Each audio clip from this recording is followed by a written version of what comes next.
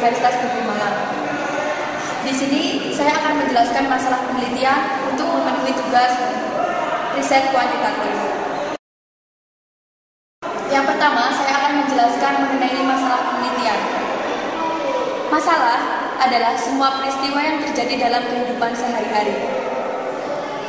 Masalah penelitian adalah pembatasan fokus, perhatian ruang lingkup, sampai menimbulkan pertanyaan dari dalam diri seorang peneliti. Masalah penelitian adalah fokus penelitian, seperti namanya, yaitu suatu masalah yang ingin diteliti oleh peneliti. Masalah penelitian sering dinyatakan sebagai pertanyaan penelitian. Salah satu kunci untuk memilih masalah penelitian adalah mengidentifikasi sesuatu yang menarik.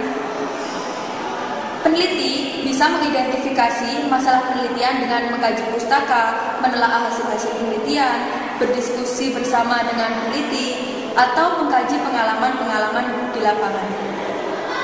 Masalah penelitian bisa diangkat dari masalah yang tercatat pada pengalaman terpercaya yang terjadi dalam kehidupan sehari-hari. Jika masalah penelitian diangkat dari saran-saran yang ada pada artikel penelitian, akan lebih baik jika penulis berkonsultasi dengan penulis artikel tersebut.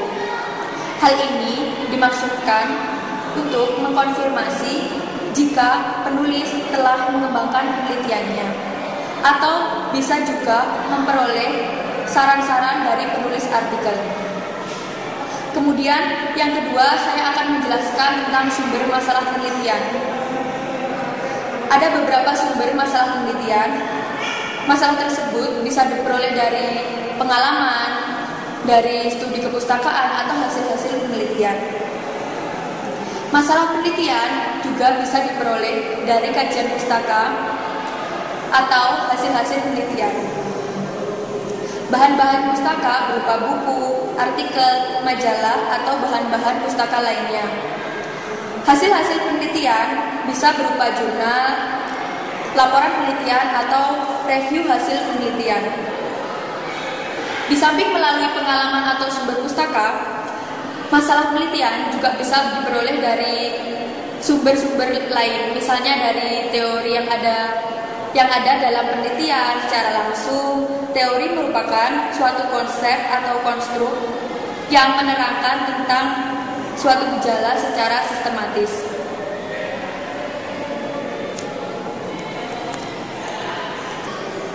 Kemudian selanjutnya, secara sederhana, Johnson dan Christensen tahun 2004 mengemukakan tentang 4 sumber masalah penelitian, yaitu yang pertama, masalah kehidupan sehari-hari, yang kedua, masalah yang bersumber dari hasil penelitian, yang ketiga, masalah-masalah praktis yang muncul dewasa ini, dan yang keempat, masalah yang bersumber dari teori. Teori bisa menjadi sumber ide atau menjadi masalah penelitian, baik pengujian teori, pengembangan teori, atau replikasi penelitian. Ada 5 pertimbangan yang perlu dipertimbangkan dalam menentukan masalah penelitian. Yang pertama, masalah yang diteliti hendaknya memiliki manfaat atau kontribusi yang besar, baik untuk mengembangkan ilmu pengetahuan maupun memecahkan masalah secara praktis. Yang kedua, masalah penelitian hendaknya memiliki nilai originalitas yang tinggi. Kemudian yang ketiga, masalah penelitian hendaknya bisa diteliti baik dari sisi ketersediaan data atau aspek-aspek metodologi lainnya. Yang keempat, masalah penelitian hendaknya dalam lingkup bidang yang dikuasai dan diminati oleh peneliti. Kemudian yang kelima, masalah penelitian hendaknya bisa ditindaklanjuti. Masalah penelitian yang baik akan memberikan jalan baik bagi peneliti lain untuk mengembangkan penelitian lanjutan. Kemudian selanjutnya saya akan menjelaskan tentang jenis masalah penelitian. Masalah penelitian dapat diklasifikasikan berdasarkan aplikasi temuannya, penelitian dan jenis datanya yang diperlukan. Berdasarkan penerapan temuannya, masalah penelitian dapat dibedakan menjadi dua, yaitu masalah teoritis dan masalah praktis. Masalah teoritis adalah masalah yang berkaitan dengan pengujian dan pengembangan teori. Bila dikaitkan dengan jenis penelitiannya, masalah teoritis mengacu pada penelitian dasar atau basic research, atau penelitian murni atau pure research. Sedangkan masalah praktis adalah masalah yang berkaitan dengan kegiatan praktis di lapangan. Hasilnya akan lebih baik bila digunakan untuk penelitian selanjutnya.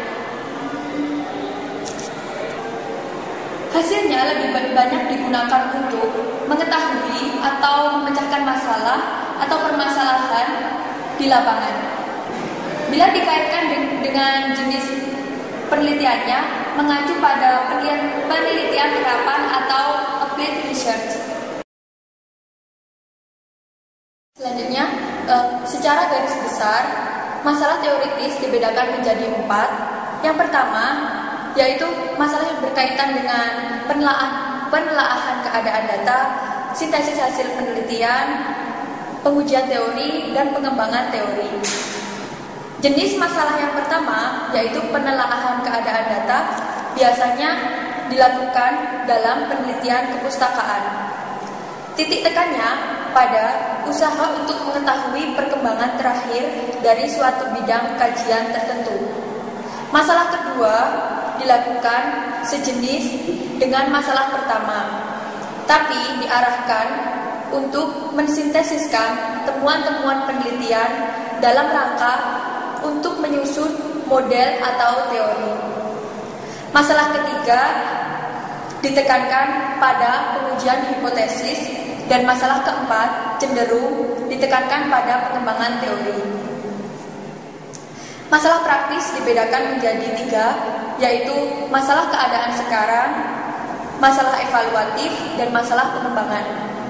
Masalah keadaan sekarang misalnya tentang keadaan kondisi sarana dan prasarana, keadaan sumber daya manusia, dan sejenisnya.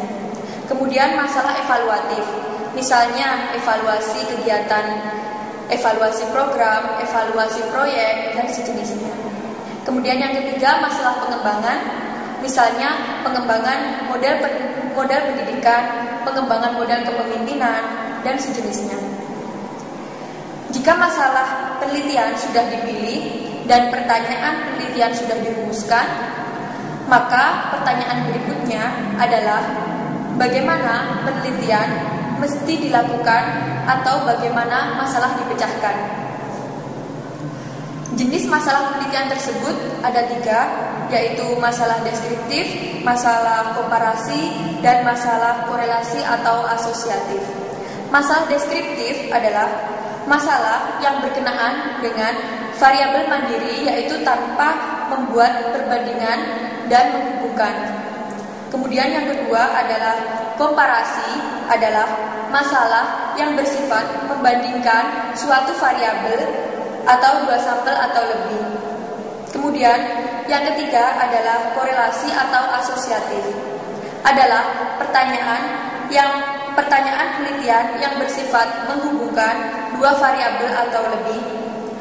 Permasalahan asosiatif dapat berupa hubungan sebab akibat, hubungan saling mempengaruhi, dan hubungan sejajar. Selanjutnya saya akan menjelaskan tentang teknik merumuskan masalah penelitian. Secara lebih jelas, Johnson dan Christensen tahun 2004 mengemukakan bahwa dalam merumuskan masalah penelitian, peneliti perlu menekan pada aspek menjelaskan, memprediksi, atau menggambarkan hasil atau suatu peristiwa. Bertolak dari masalah penelitian, selanjutnya dirumuskan pertanyaan penelitian. Pertanyaan penelitian biasanya bersifat deskriptif, prediktif, dan hubungan sebab akibat. Pertanyaan deskriptif menjawab tentang bagaimana, seberapa besar, seberapa sering, dan sejenisnya. Pertanyaan prediktif menjawab tentang satu variabel atau lebih digunakan untuk memprediksi hasil ke depan. Sedangkan pertanyaan sebab akibat mengacu pada pertanyaan yang membandingkan variasi beberapa fenomena untuk mengidentifikasi hubungan sebab akibat.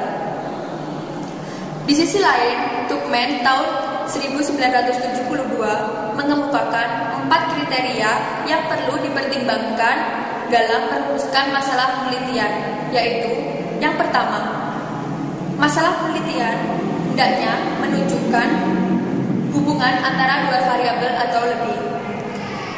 Yang kedua, masalah penelitian hendaknya dirumuskan secara jelas, tidak ambigu dan umumnya dalam bentuk pertanyaan.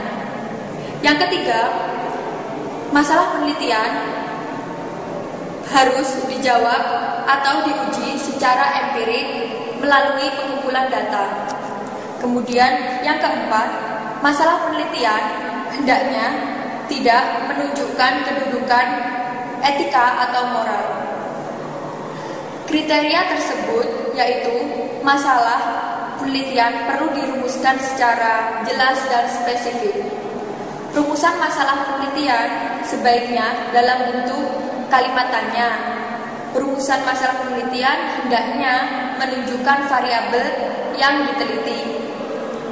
Rumusan masalah penelitian harus bisa dijawab melalui kegiatan penelitian.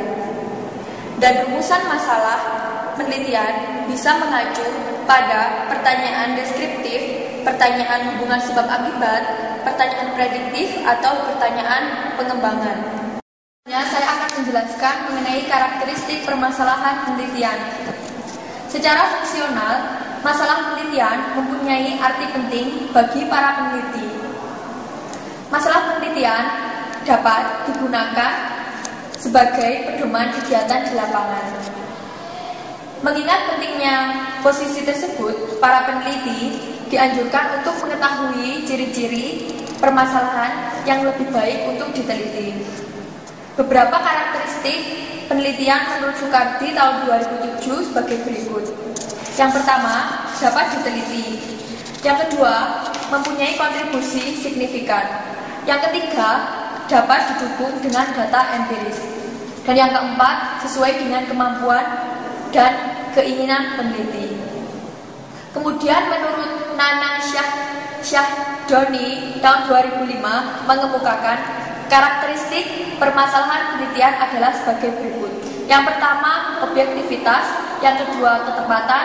Yang ketiga, verifikasi. Dan yang keempat, penjelasan ringkas. Objektivitas merupakan penelitian yang harus memiliki objektivitas yang baik dalam karakteristik maupun prosedurnya.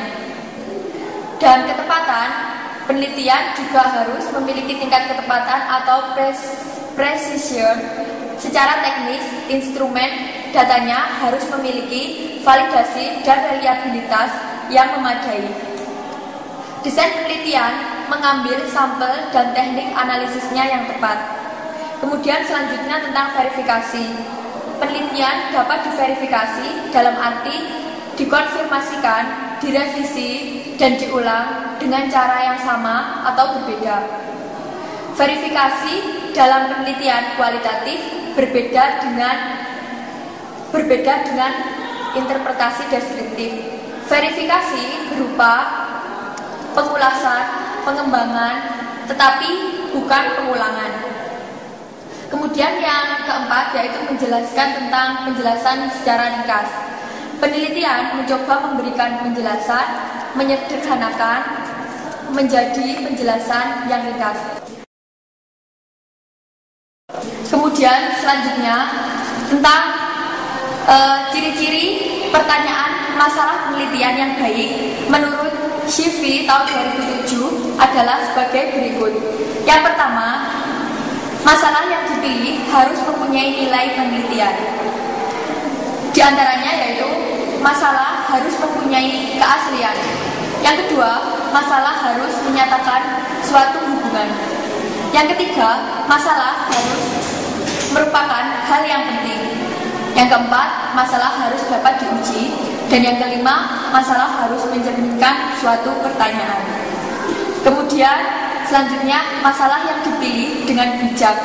Artinya, yang pertama, data serta metode untuk memecahkan masalah harus tersedia.